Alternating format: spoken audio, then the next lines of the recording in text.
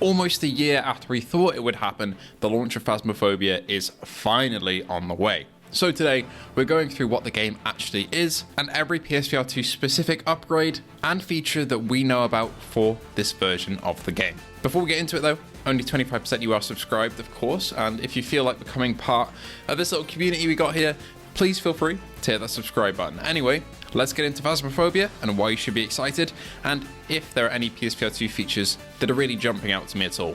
So overall, Phasmophobia is a ghost hunting game. You and up to 3 of your friends will go into abandoned asylums, campsites, and houses to try and take on a ghost. Not with guns or anything like that, not like Ghostbusters Rise of the Ghost Lord, but with ghost hunting equipment. It's very true to life in terms of everything you'll be using, like EMF readers, spirit boxes, dot projectors. Essentially, if you've seen an episode of BuzzFeed Unsolved or Ghost Files, it's that, but in a video game form and with a bit more of a twist. Because in this situation, the ghosts are real. It's your job to find out what ghost type is in each location, try not to die, and then get back to the van once you've figured it out for a bit of a cash reward, and you can use that to upgrade your equipment and come back stronger for the next run. It's a really engaging gameplay loop, and that's why fans on PC have loved it for a very long time. So when it comes to console, it is on every single platform that's current gen, in VR and non-VR. So if you've got any flat screen friends that only play flat games, you'll be able to jump in and play with them on PSVR2, a bit like Rec Room back in the day on PSVR1. That to me is a very exciting prospect, and I cannot wait to dive in. The game also, on console, has crossplay and does have full proximity chat as well. And we know every game is better with proximity chat. However, they have clarified on console, at launch, we're only going to have access to a text-based menu to interact with ghosts. What this means is essentially when you head into a house, you're able to ask ghost questions. On PC, you can use your actual voice as it can understand you. However, due to technical limitations, they haven't been able to get around in the last year. This is not going to be present at launch. They will be looking into a solution for it later down the line though. So if you want to talk to the ghosts, you'll have to choose from a list of essentially pre-made prompts. However, the game still does monitor your microphone audio levels. So if you're hiding in the darkness and need to be quiet, it will know when you're being loud, and that will promptly lead you to your death. So, all in all, the console port is looking pretty good, but we have got a couple of PSVR2 features and details from the latest PS blog post, as the lead marketing manager of Kinetic Games, Asim Tanbir, highlighted a couple of key areas for us. They reiterate that it's coming out on October 29th, very, very soon, and he goes on to confirm that foveated rendering is included, which is incredible. Not every PSVR2 game has this, and it shows they've gone the extra mile to incorporate it. This means your frame rate will be stable all the way through, for that little boost in performance. The game also runs at native resolution with no upscaling, which is great to see, and runs at 60Hz with 120Hz reprojection.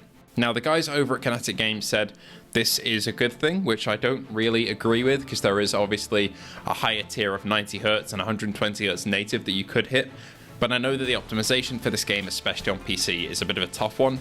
Not a lot of rigs can hack it in VR smoothly, so I'm sure it was a challenge to get it up and running on console in virtual reality. With that in mind, I'm personally happy that we're hitting a stable 60 to 120 reprojected, because even that maybe wasn't a guarantee, to be honest. But luckily, now it is. And who knows, maybe with the PS5 Pro we could get an upgrade to 90Hz. I feel like it won't impact the game too badly, because this is one of the ones where the colors aren't really vibrant like they are in Arizona, or say in Horizon Call the Mountain. Because those games are so bright, I feel like I feel the reprojection a bit more, whereas with darker games, I really don't. Like Resident Evil 8 and 4, I didn't really notice it too badly because the color palette is a bit more muted. They go on to talk about the tool belt as well. So one of the features exclusive to the PSVR2 version on the console version is the tool belt, which is designed to make ghost hunting more intuitive and streamlined. I was hoping this would be included because honestly on PC it's a little bit tough and a bit janky to manage your equipment in VR. So managing equipment is crucial to success, they say, and with the tool belt you have access to up to 3 pieces of gear at a time. Need to swap out your EMF reader for a camera while holding onto a crucifix? No problem. With the tool belt, swapping gear is as simple as reaching down, grabbing what you need, and staying focused on the paranormal activity around you. So that's great to see that they've kind of streamlined a bit of the jank that Phasmo is known for in VR on PC. It's unclear whether VR PC players will be getting this. I'm assuming they are, because they're talking about this being exclusive to PSVR2 on the console version, so I think this probably will be a change coming to all platforms, in terms of virtual reality anyway. They also say crossplay is here. They only detail crossplay with PS5 players, but I think this is either outdated information or just worded badly, because in the last FAQ, directly with Kinetic Games, they said everything has crossplay with everything. So you'll be able to play with your flat friends, your VR friends, the PC, your Xbox friends, all that good stuff. Anyway, the game, again, kicks off on October 29th, which is 2 days before Halloween.